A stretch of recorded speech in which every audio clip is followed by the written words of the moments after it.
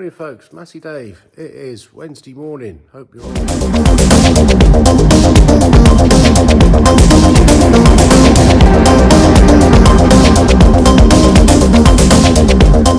comments and likes as always. Welcome new subscribers and everybody else who's watching this show.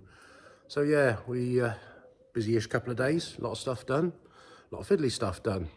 So we're down here this morning. We've got some of these turned up, quick release couplings. They turned up late yesterday afternoon. So we're going to get them on these hoses here that go running through the back, circlips in place. We've got a few of the pins and things just to check, and split pins to go in that I found yesterday I hadn't put in, so we'll get those done. And then hopefully on here the cab, the heater matrix we got painted up yesterday and get fitted up in the roof there, pipes in, and the brackets I made a while ago because we hadn't got them all bolted in. And yeah, see what else happens. 399's come back in from the pay his bill, and they've been using it mowing, and it's all going tickety-boo, sweet as a nut. So he's off to do a bit more topping and skimming or something now. Very happy with it. It's a usable tractor again. So heater matrix is in. We've got some bit of foam around the sides of it. Pipes clamped up at the top there, running down through the front of the bulkhead. Bit of a faff to get in, but we got there in the end, so a bit more done there. I gotta go look at JCB. Joy. Well, where do we start? Oil leak. Oil leak. I really don't know. Everything's covered in oil. Yeah. Could it be there? Could it be up there somewhere? Could it be on that valve up there? Looks a bit suspect. Again, all these things, there's a lot of oil around here. Wait till farmer comes out, we'll start it up and have a proper look. See where everything's dripping from. Joy, move the JCB and we have a puddle of oil on the floor. And it's coming from up on that valve block up there by the look of it. Something's obviously leaking there.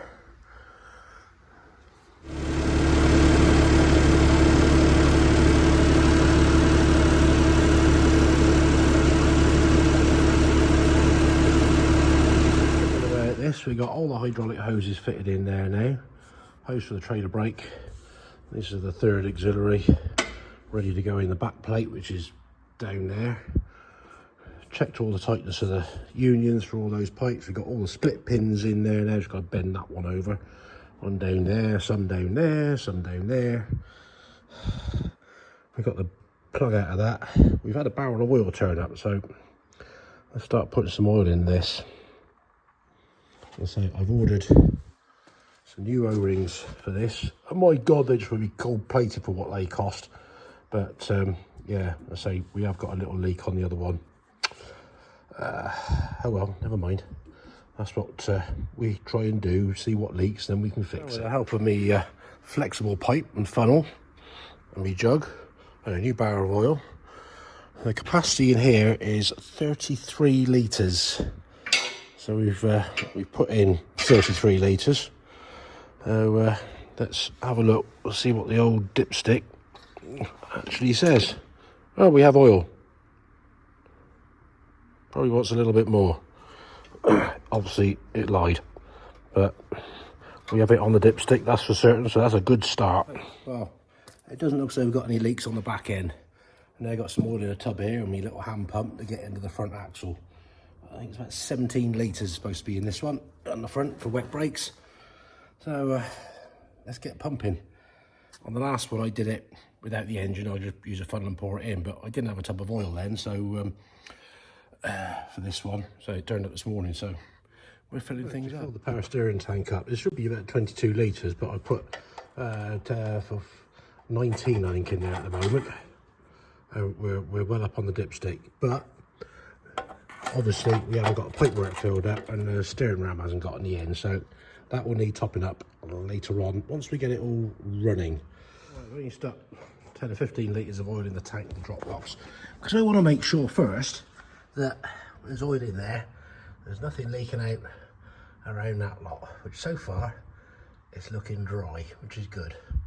Yeah, we've got a bit of oil there, but that's from that filter housing. So we've got new seals coming for them. Hopefully tomorrow or Friday. Oh, it's got a bit too warm in the workshop, but I'm going to have a quick run out, go and pick up some battery cables and terminals ready for wiring up for the 1250.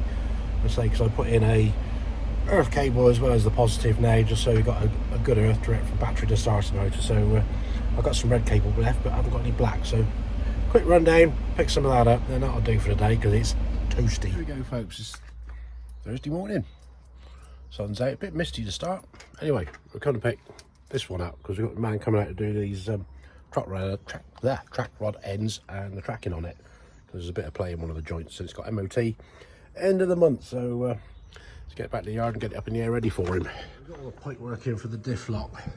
I did have to rejig that one there because I got the union the wrong way. It was pointing that way, not that way for the pipe.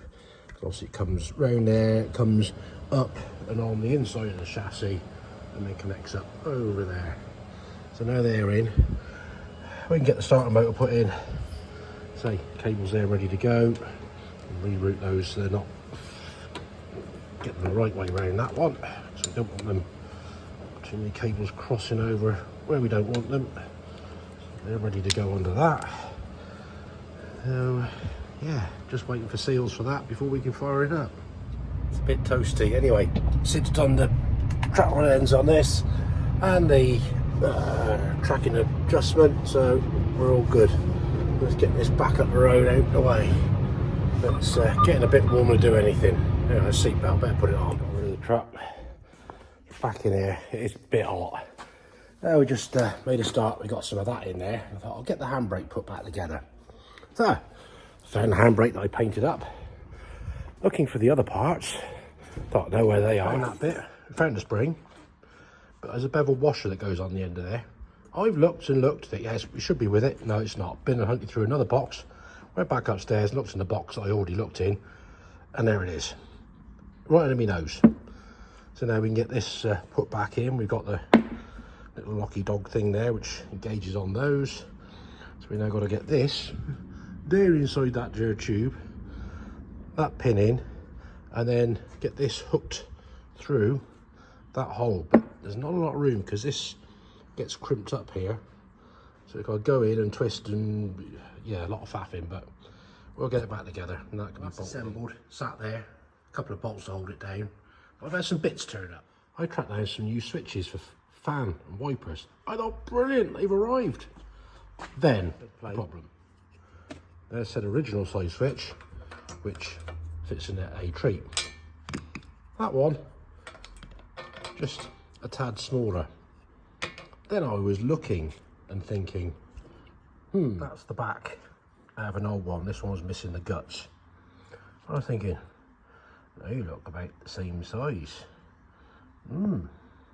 They do.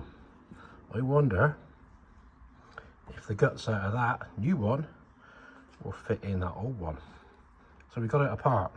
Bit of a faff, but we're going to try it and see if that fits and works in that front case. How good I am. I like it when a plan comes together. That should be off. We should not have any continuity on that. See, we got there. Nothing. Turn it on. Go on. Oh yes. Oh yes. Oh yes, yes. I like it. That's a shame. The wiper switch is slightly different as far as how the rocker switch fits onto the rest of it. But don't know. I'll see if I can come up with a cunning plan. You never know. Might be able to come up with something on that.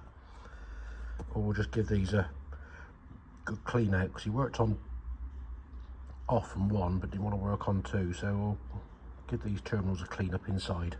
Well, we've cleaned that one up inside. We're going to test it in the morning because it's too damn hot in here. Just a shame I can't make that fit into that. If I had some more old ones of these that I could reuse the outer part, I might be able to cut some of that down, because that would technically fit inside the hole of that switch, so it would make a spacer. We'll have a fiddle and a play, but at least we got, you know, one switch salvaged. We've got a matching pair, and hopefully that one's going to work now. But like I said, it's hot and sweaty in here. I'm going to have to post off some little jiffy bags with pin badges that people have ordered. So like I say, if you want one, drop me an email. It's in the bottom of the description, and I'll tell you how to get them. Sorry it's a shorter video, but it's just how it goes. Thanks for watching. Click the old like and subscribe, give us the old thumbs up, drop me a comment as usual. I will get back to you. So until tomorrow morning, hopefully it'll be a bit cooler, but I think it's going to be getting hot for the next few days. We'll see what develops. Hopefully those seals will turn up for that filter housings, and we want to get that run up. Whether it'll be tomorrow, I don't know yet. We'll see. So until then, look after yourselves. Catch you later.